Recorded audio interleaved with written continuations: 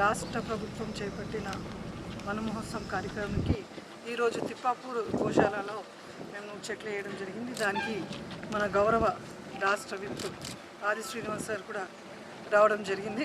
అదేవిధంగా district collector sir కూడా రావడం జరిగింది. ఇప్పటివరకు ఇక్కడ 400 వరకు చెట్లు వేయడం జరిగింది. సో రాష్ట్ర ప్రభుత్వం ఆదేశాల వరకు అన్నీ ఎక్కడెక్కడైతే నా వెకెంట్ గవర్నమెంట్ ల్యాండ్స్ ఉన్నాయో ఎండోమెంట్ డిపార్ట్మెంట్ దాంట్లో అన్నిట్లో వేయడం జరిగింది. థ్యాంక్ యూ అనడం. సో ఈరోజు వన మహోత్సవం సందర్భంగా విఐపి ప్లాంటేషన్ కింద విప్ సార్కి ఇక్కడ ఇన్విటేషన్ ఇవ్వడం జరిగింది. విప్ సార్ వచ్చారు, ఇక్కడ కదంబ చెట్లు నాటారు. దీని తర్వాత ఈ గోశాలలో పరిస్థితి ఎట్లా ఉంది అది కూడా పరిశీలించారు. సో దాదాపుగా ఇక్కడ సివిల్ వర్క్స్ నడుస్తూ ఉంది, సార్కి చూపించడం జరిగింది.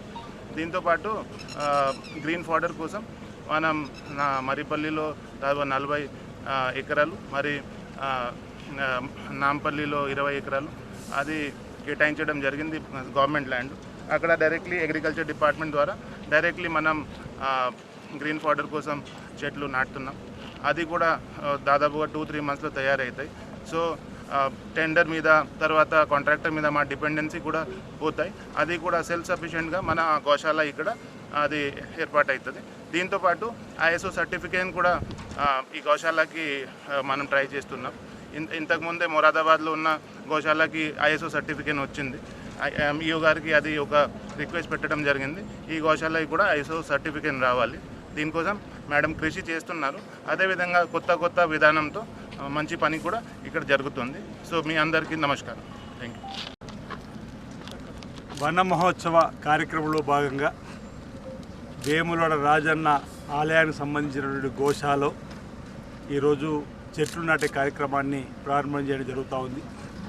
అటవీ శాఖ ఆధ్వర్యంలో ఇతర శాఖల ఆధ్వర్యంలో కూడా రాష్ట్ర వ్యాప్తంగా కూడా చెట్లు నాటే కార్యక్రమాన్ని, అంటే మనం అడవులను పెంచుకోవాల్సినటువంటి అవసరం ఉన్నటువంటి సందర్భంలో వాతావరణం ఉన్నటువంటి కాలుష్యాన్ని పోగొట్టడంతో పాటు ఆక్సిజన్ను అందించేటువంటి చెట్లను పెట్టుకోవాలని చెప్పని ప్రతి పౌరుడికి ఓ లక్ష్యంగా, అంటే అడవులు వేగంగా నరికి వేస్తున్నటువంటి సందర్భంలో, అడవులన్నీ కూడా అంతరించిపోతున్న సందర్భంలో ఆక్సిజన్ లేకపోవడం వల్ల మానవాళికి జరిగేటువంటి ఇబ్బందులు దృష్టిలో పెట్టుకొని మరి ఎప్పటికప్పుడు ప్రతి వర్షాకాలం ప్రభుత్వం పక్షాన్ని కార్యక్రమం చేయడం ఆనవాయితీగా వస్తూ ఉంది.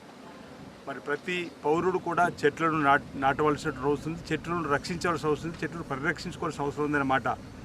గ్రామాల్లో చెట్టు నాటిన తర్వాత ఎదగగానే మా ఇంటి గోడకు పగుళ్ళు వస్తున్నాయని చెప్పని దాన్ని చెట్టు నరికేటువంటి కార్యక్రమం చేస్తూ ఉన్నాం. దానివల్ల మనకు ఇబ్బందులు ఎదురవుతున్నాయి. కాబట్టి గ్రామాల్లో ఉన్నటువంటి కూడలలో పండ్ల చెట్లను, పూల చెట్లను కూడా ఒకవేళ ఖాళీలలో పెట్టినట్టయితే ఇబ్బంది ఉండదని చెప్పని గత సంవత్సరం మనం అనుకున్న ఆ కోణంలో కూడా గ్రామాల్లో వీధిన పెట్టేటువంటి కార్యక్రమం చేయాలని చెప్పని ఖాళీలను కూడా పెట్టాలనేటువంటి ఆ కార్యక్రమం కూడా చేయడం జరిగింది.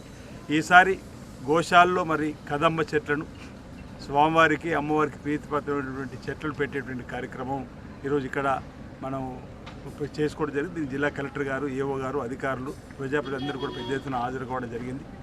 గోశాలను ఆధునీకరించడంతో పాటు నూతన గోశాలను కూడా మరి వేములవాడకి ఇవ్వాలని గౌరవ ముఖ్యమంత్రి శ్రీ రేవంత్ రెడ్డి గారు కోరడం, ఇక్కడ ఉన్నటువంటి ప్రభుత్వ స్థలాన్ని కూడా మరి ఎంపిక చేసి కలెక్టర్ గారి ద్వారా మనం పంపడం మీరు చూసి, ఇటీవల మంత్రివర్గానికి సంబంధించినటువంటి క్యాబినెట్లో కూడా ఇటీవల రాష్ట్రంలో 4 గోశాలను ఆధునీకరించే పద్ధతిలో మంజూరు చేసే క్రమంలో మన రంగారెడ్డి జిల్లా మోయినాబాద్ వెనకపల్లి దగ్గర యాదగిరిగుట్ట ఇంకో ప్రాంతంలో, అది మన వేములవాడలో కూడా ఆధునిక గోశాల కూడా క్యాబినెట్ ఆమోదం పొందిన సందర్భంలో సువిశాలమైనటువంటి ప్రదేశంలో మనం గోశాల నిర్మాణం చేసుకొని అందులో స్వామివారి సన్నిధిలోకి వచ్చేటువంటి కోడలను కానీ ఇతరత్ర పెంచుకోవడానికి వాటికి అవకాశం ఉండే విధంగా మరి గౌరవ ముఖ్యమంత్రి రేవంత్ రెడ్డి గారు కూడా నిధులు మంజూరు చేస్తారని చెప్పి ఇవ్వడం మాట. దానికి సందర్భంగా ఇప్పటికే ఈ ప్రాంత భక్తుల పక్షాలు, ప్రజల పక్షాన్ని కూడా ధన్యవాదాలు తెలియజేయడం జరిగింది.